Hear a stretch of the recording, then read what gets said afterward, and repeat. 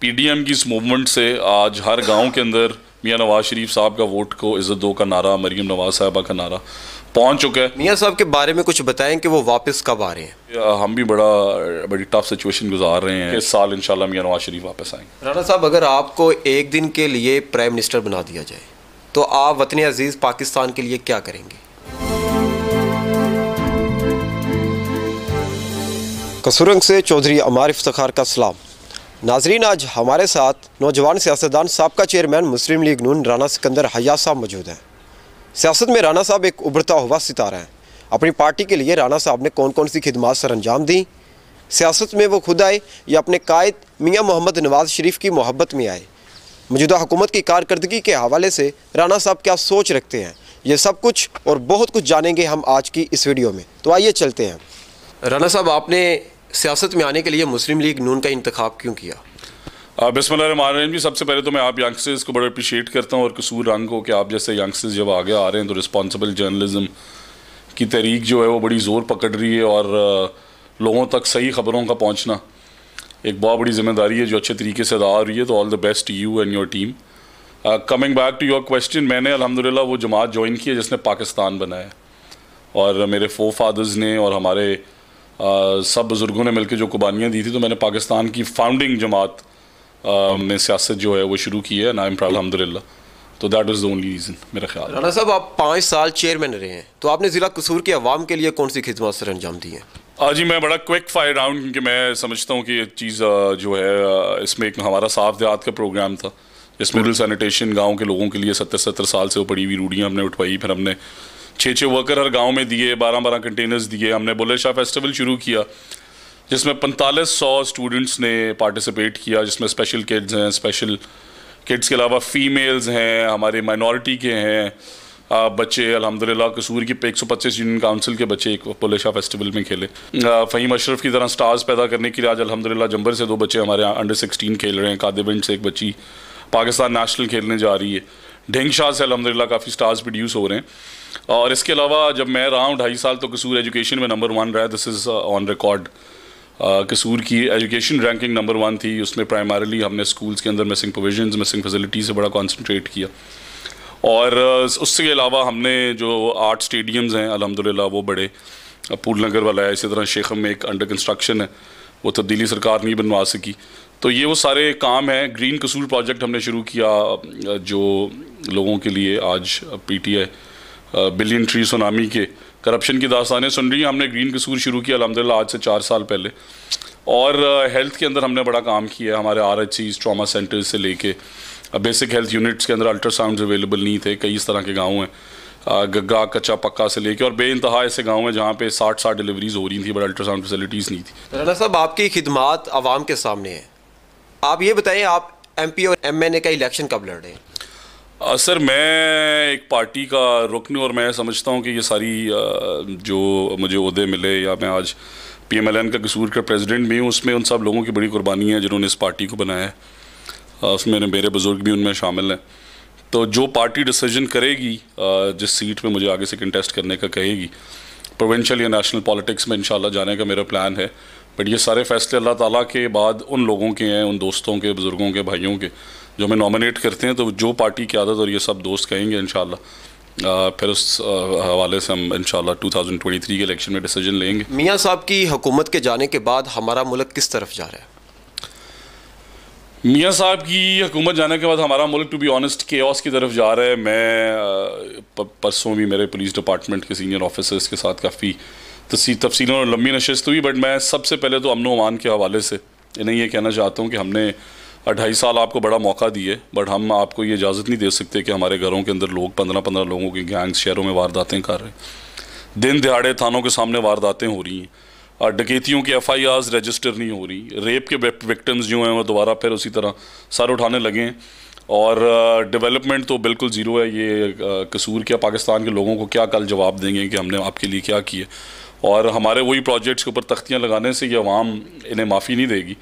तो मैं ये उम्मीद और यकीन के साथ कि वो जो तरक्की का पाकिस्तान था, जब मैं कनाडा से वापस आया 2010 में, तो आप यकीन करेंगे 16 घंटे लाइट नहीं आती थी। And it was a torturers situation for everybody the entire Pakistan. अब अल्हम्दुलिल्लाह हम ये प्रोग्राम रिकॉर्ड कर रहे हैं, आपने देखा आपको कोई इंटरप्शन नहीं आई। और वो फिर GDP 5.8, उससे पहले जब मैं आया तो टैक्स कलेक्शन 2010-11 पीपल्स पार्टी के टाइम पे 2000 अरब थी। मियाँ साहब 4000 अरब पे लेके गए, अभी भी वहीं खड़ी है। इन्फ्लेशन की तो आप बात ही ना पूछें, चीनी 100 और आटा मिलता नहीं है। एग्री प्रोड्यूस करने वाला मुल्क है, हम वीट इम्पोर्ट कर रहे हैं, शुगर इम्पोर्ट कर रहे हैं। सर्कुलर डेट 2400 अरब पे पहुँच चुका है। तो मैं ये समझता हूँ कि ये सारी चीज़ें as a Pakistani national politics side ये मेरे लिए बड़ी हर्ट करती हैं मुझे।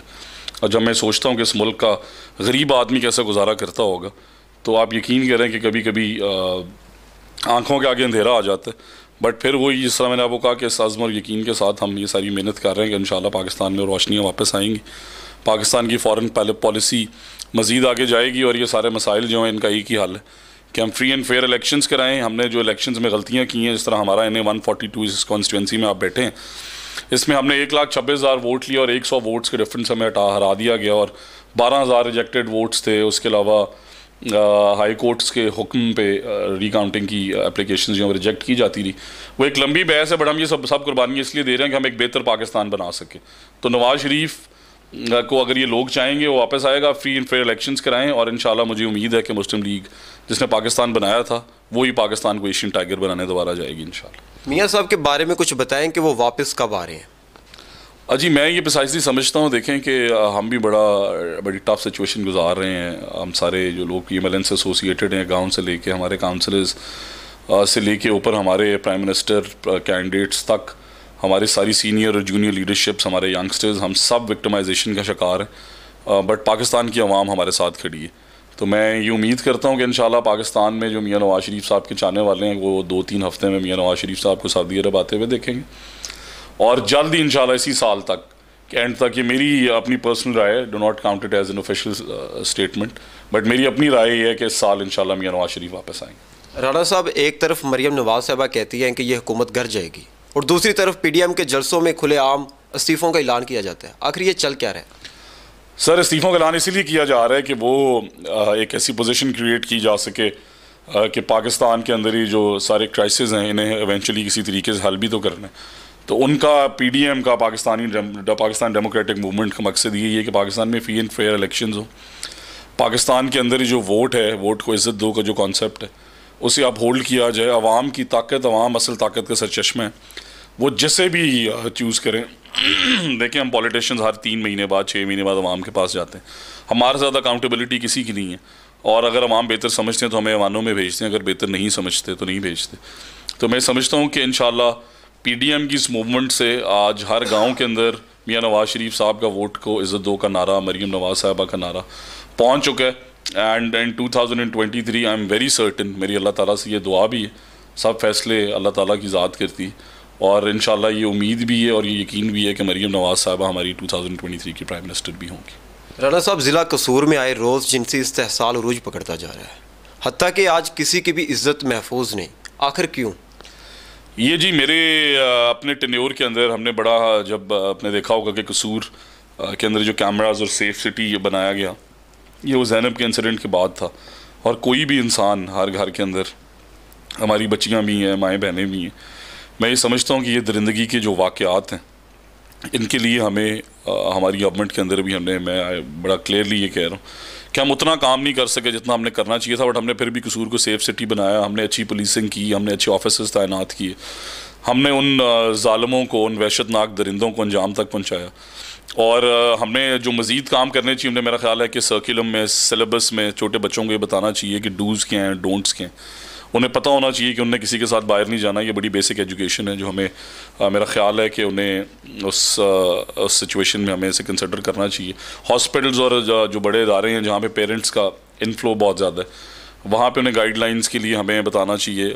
कई रूरल एरियाज़ हैं जहाँ पे लोगों को एजुकेशन की फैसिलिटी नहीं मिल सकी, तो उन माओं को, उन बहनों को जाके हम थ्रू आर LHVs, हमारे पास लाखों लोगों की HR है, गवर्नमेंट मशीनरी, हम उन्हें सेमिनार्स के थ्रू इन्फॉर्म कर सकते हैं कि आप चीज़ें आपके बच्चों के लिए बेहतर हैं, ये बेहतर नहीं है। और उन बच्चों को फिर हम कॉन्फिडेंस दे सकते हैं, और वही वाहिद तरीका है इन दरिंदों से लड़ने का। और मैं ये दुआ करता हूँ कि इंशाल्लाह कसूर जिस तरह के एजुकेशन में नंबर 1 था, इन मसाइल से भी निकलेगा और पाकिस्तान में बच्चों के लिए सेफेस्ट कंसिडर किया जाएगा। ये मेरा ख्वाब है। राणा साहब, नए पाकिस्तान में आपने अभी तक नया क्या देखा है?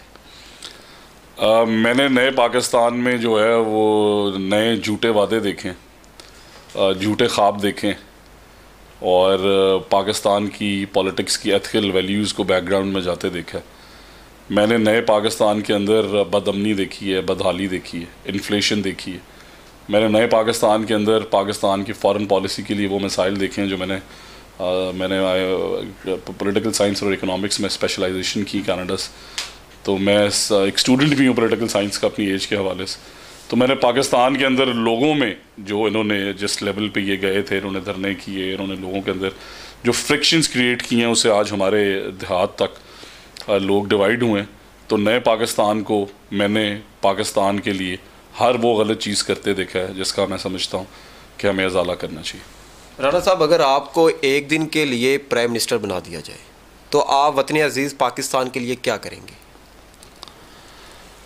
अगर मुझे एक दिन के लिए प्राइम मिनिस्टर बना दिया जाए तो मैं इंश्योर करूँगा कि education should be free for all. Private education institutes जो हैं उन्हें लिमिट करूँगा, उनकी फ़ीसेस कम करूँगा। हॉस्पिटल्स शहबाज शरीफ साहब के मॉडल्स पे फ्री होने चाहिए। हेल्थ केयर हर सिटीज़न का बेसिक राइट है, वो फ्री होनी चाहिए।